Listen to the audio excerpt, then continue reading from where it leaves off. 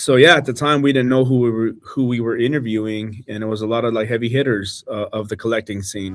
When you hear the sweetness of the tunes, it was something that really appealed to me. And it's hurting me so much. Record collectors, they're pretty serious, and so, if you don't have that stuff, that's pretty common, that's not rare enough. Greater LA Today, presented by the Chicano Hollywood Film Festival. Tickets available at chicanohollywood.com.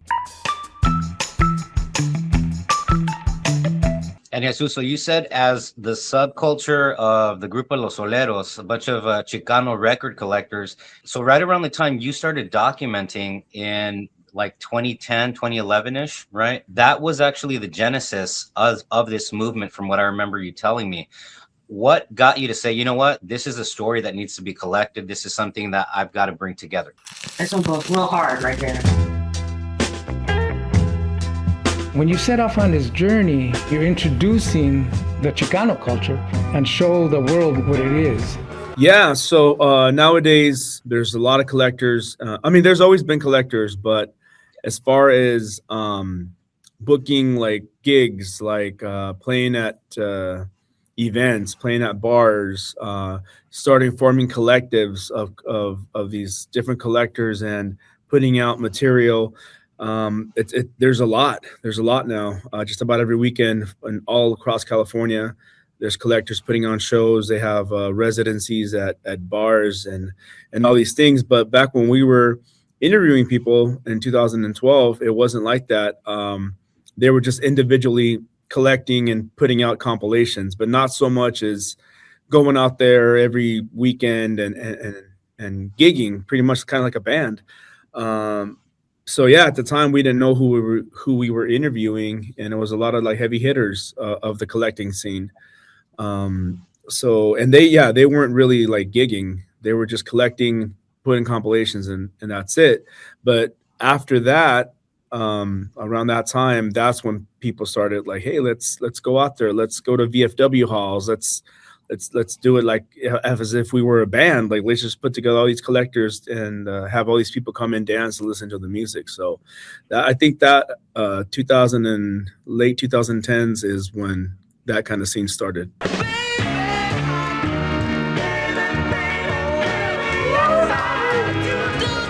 This is what we eat, sleep, and breathe this stuff. Now, Jesus, you explained to me, and I thought this was fascinating, that as you started collecting the original story for your documentary Soleros, you ran into some roadblocks, some bumps in the road, and it really wasn't until 2021 that Soleros saw a release. Talk to me about that time span and everything that happened between 2012 to about 2021, which eventually got us to 2021, and what Soleros ended up being by 2021.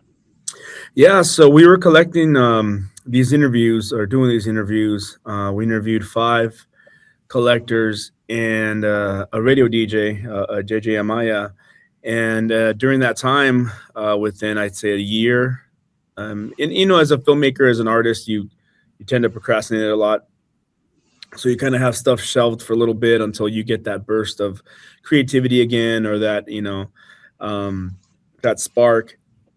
So unfortunately, the hard drive that I was using, it broke, it stopped working, and I hadn't backed any of the footage up, which was a big lesson learned now, obviously. But so I lost the footage for about 9-10 years. And, I just kind of okay, well, I guess I lost it, and I was too embarrassed to even let them know, and they figured like, okay, this was just something that, just didn't happen. They weren't being used to like interviews or anything like that. So for them, it's like, oh, you know what, it was, I never got contacted about it either until I ended up buying in around 2020, 21, I bought a laptop. And I connected the drive just out of curiosity, ended up working. So I ended up grabbing all this footage. This is like around COVID. So there was a lot more time to go through it and start editing it. But unfortunately, by the time I started editing, 3 of the 5 people I interviewed passed away within months of each other. So that was another like, oh man, that was a punch to the gut of the fact that they never got to watch it. And that was another motivation. Like, oh man, let's get it done. Let's get it out there. Let's put their stories out there, their memories out there. So we put it out 2021. It was also the first time that I've ever entered anything in a film festival. I just never, I've been doing a lot of short films, a lot of like comedies, like comedy horror, stuff like that. But I never thought to put anything out at a film festival, and we did. And we ended up winning Best Short Documentary in Fort Worth, Texas for the Lone Star Film Festival. We got played at the Roxy Theater in San Francisco for the SF Doc Fest. And yeah, we just ended up, I think we did about 5 film festivals for Soleros. Where can people check out Soul Searching? Wednesday, July 29th at 10:30 a.m.